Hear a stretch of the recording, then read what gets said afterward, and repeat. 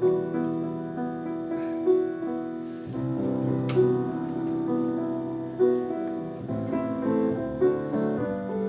hello everyone, and welcome to one very, very special day in the life of Mark Volman. I'm sure that Mark Volman feels very blessed that his friends and his family have chosen to join him in this international karaoke-style 60th birthday, one last chance to make it right celebration. Where do I begin? With a bit of biography, perhaps. When I first met Mark Volman in a cappella choir at Westchester High School in Los Angeles, that was 1962. We were both 15 years old. 15 years old.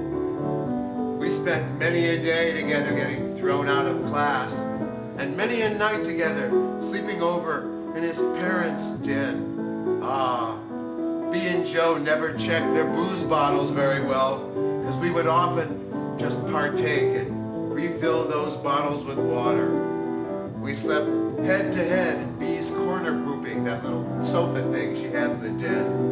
And we'd listen to all of Joe's Dixieland and blues records, and particularly the documentary LP, the one about the life and death of Manolete, the great bullfighter.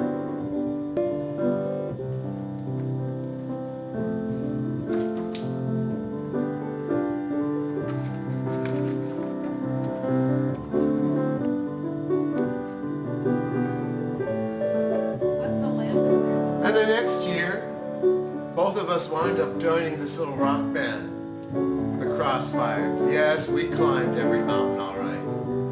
We were saxophone players. We weren't very good, but somehow the Crossfires got work anyway. It was upon returning from one of our shows at Reb Foster's Rebel Air Club in Redondo Beach when we got into a small fender bender in Mark's car. I remember it distinctly. I still feel it in my L4 and my L5. Along for the ride were Mark's two teenage girl cousins, and they were my cousins. Damn, after all these years, I can't believe I let the secret out. They weren't any of our cousins. They were just two very hip chicks that were along for the ride. Oh well. But on a brighter note, that whiplash from that accident has come back to haunt me 25 years later with some of the worst back pains and chiropractor bills anyone could imagine. And I still wake up stiff thinking about it.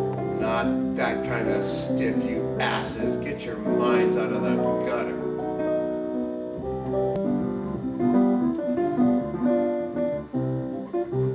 And all of a sudden, success was ours. At the tender age of 18, we slept on the tour bus floor, but always at the feet of celebrities. I'll never forget the smell of Tom Jones's feet. Well, that's something I never thought I'd wind up saying in this millennium. And yet, I'll never forget the smell of Tom Jones's feet. We had hit records, Ed Sullivan, our own airplane, groupies, the White House, and tons of cash. And through it all, Mark Volman remained a loyal and true husband and father. Testing, testing, is this thing on? I don't think you got that.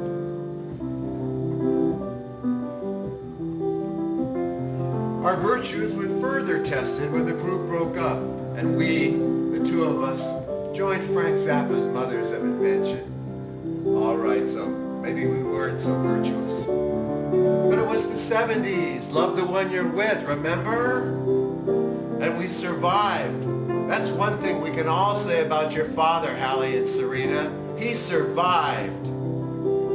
We survived the disco era without much physical or mental harm. We did children's records. Your father did this movie called Loose Shoes. The picture came out and the cinema world yawned.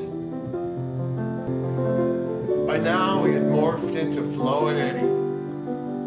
I used to be Flo, but the clowns at Warner Brothers wound up screwing up the cover, so we flipped our nom de plumes. And this time the entire record industry yawned. Still, did we care? Not much much we didn't. We wrote scripts. We wrote screenplays.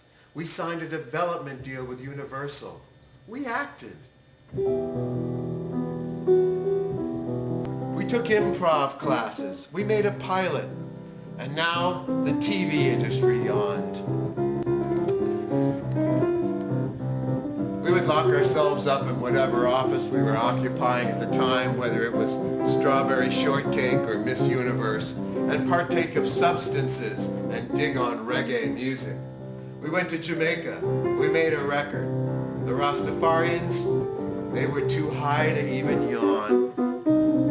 Serena and Hallie, you both grew up to be beautiful young women. And yet, your father's arrested development continued into the world of radio, record production, and even health food. Go figure. Look at the guy. You tell me how health food figures in. I don't get it either. In his later years, when most men were retiring, or at least on some sort of IV drip, Mark Volman, made the journey to college. Better late than never. It was here at Loyola Marymount University that he would go on to score a diploma, a wife, and a little respect. Damn right he's old. And the old are generally wise. And the wise usually have stories to tell. You get paid for that shit these days. Ask Professor Flo. But LA was closing in on our hero, and it wouldn't be too long before the hometown Westchester boy would take his wife Emily in hand and flee to the safety and security of Tennessee, the obvious choice for a disenfranchised California weirdo. It is here, surrounded by his family, friends, and dogs, that Mark Volman celebrates this new turning point in a long and interesting lifetime. Remember, 60 is the new 40. So all of you, eat, drink, and celebrate the life of a man who has it all. He's got his health, his friends, his family, and his church. And he's even got a partner who has cared deeply about the boy for over 45 years. He must be doing something right. So, happy birthday, brother. I'd raise my glass to toast you, but you know I don't drink anymore. So, you enjoy your wine, and I'll spark one up here on the West Coast for you. Congratulations, man, and happy birthday. Mark Volman. Here's hoping for 60 more. Your pal, formerly known as Eddie.